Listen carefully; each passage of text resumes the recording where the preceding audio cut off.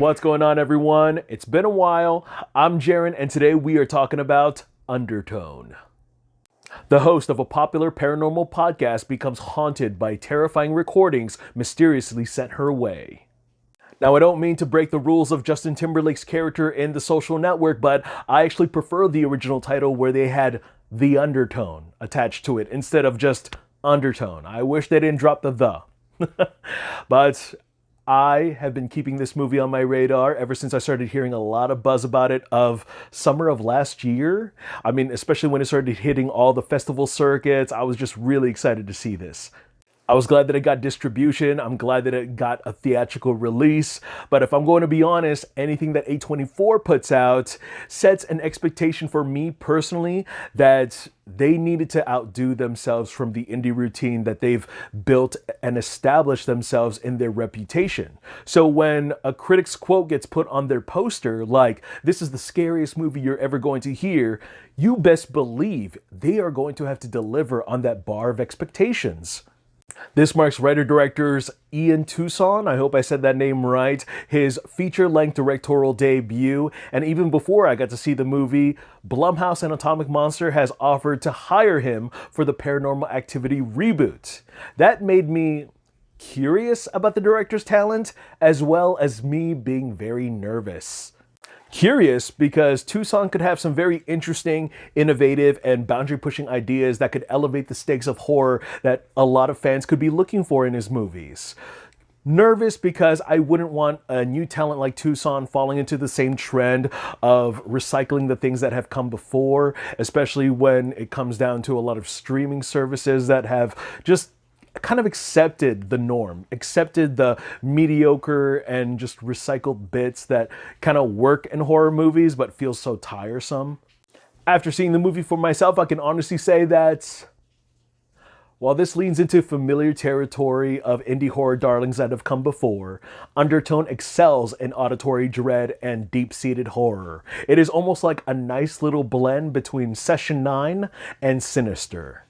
While this isn't the first film to utilize auditory horror as a plot device, there does come some expectations and execution. I mean, I wanted to love it, but I do think it's safe to say that I enjoyed it a little bit more than Leanne did. I mean, we'll get into that in a sec. Getting into my positives, while the subplot might feel like a trope filler, a break between the selling points, our protagonist having to take care of her bedridden ill mother hit pretty close to home for me. The emotional turmoil that we get to stew in with Evie, the impending doom, the uncertainty to act just felt all too relevant. This past year, I've been slowly getting back in touch with my relationship with God, so some of the more religious images and undertones put on display here, whether it was meant for ease or for discomfort, made the experience a little more sensitive on my end. And in no way, shape, or form did I feel offended at all. It's just that it's subtle. But there is the one particular scene where Evie hears a whispering voice in a dark room reciting the Hail Mary prayer that sent a sharp chill down my spine. There was a lot of care and attention to detail when it came to the 10 audio tracks that Evie and her co-host Justin get to unveil to us, making it seem like its own movie to listen to.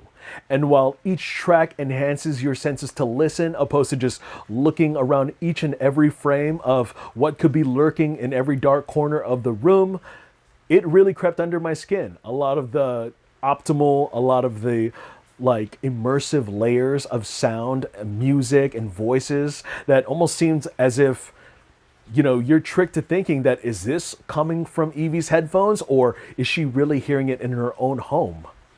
Even when they got into dissecting each and every track, playing it backwards, optimizing the volume, kept me really locked in, especially when they started researching some of the more grim messages that hid between the lyrics of old school children's nursery rhymes. I mean, that was the stuff of high school. I mean, I remember just a lot of the urban legends that were passed around, especially with some of the songs that we grew up with, and especially reading them and talking about them, just enough to give you goosebumps. Once we got around to the voice of the evil presence that is lurking within those files, I felt so uncomfortable. I mean, I kept exchanging looks with my lady, especially as the tapes got progressively more eerie, a lot worse, and I just kept darting my attention all over my auditorium, all the little dark spaces, thinking to myself, am I getting cursed just by listening to this? I mean, it's one way to look away from something horrific happening, but to listen to it, oh my goodness. It was like watching The Exorcist or The Babadook for the first time, where those malevolent vocals aren't just haunting when you hear them on the theater surround sound, but that's the kind of shit that sticks with you on the drive home. And you're praying that you're not going to hear that shit when you get home tonight. I mean, you can watch this movie and admit that it's not scary, but it's when you decide to shut off all your lights, about to go to sleep and shut your eyes at the end of the day in your own warm bed, and then that is when that shit creeps up in your mind. Getting into my mixed opinions, we've got Nina Kiri here, who plays Evie, our grounding skeptic, our podcast host, and we get to follow her throughout this story like a fly on the wall, throughout her mother's house. And I think she's a great actress. A lot of her performance really hinges on her facial expressions and how she delivers it.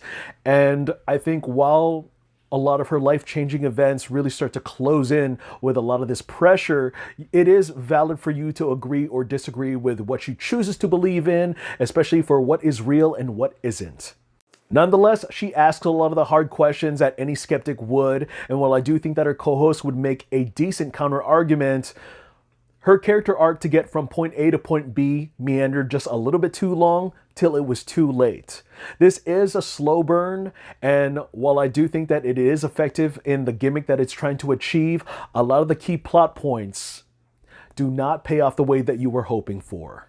And this leads me into my negatives. So I found some of the parallel themes between what was going on in the tapes and what was going on in Evie's personal life to be rather visceral, and I don't mind having all the answers. I don't mind being spoon-fed every little bit of information.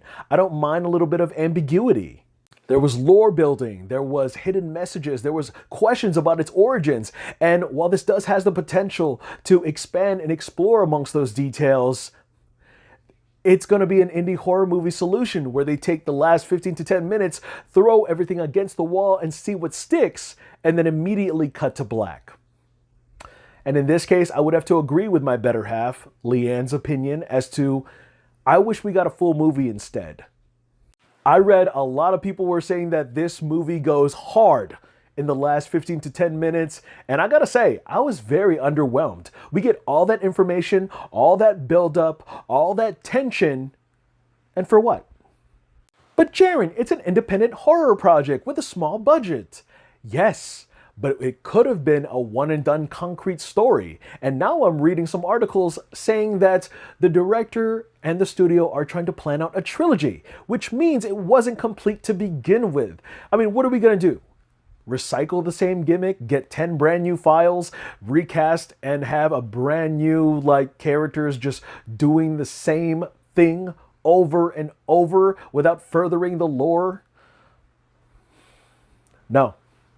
Overall, I didn't hate this movie. I didn't love it either.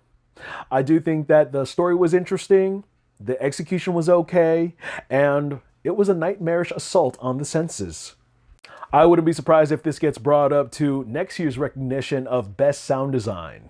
I think this is plagued with the compliments of Scariest Movie of the Year, so casual fans are going to walk away thinking that this was mid, and a lot of cinephiles are going to be walking away appreciating a lot of its technical achievements.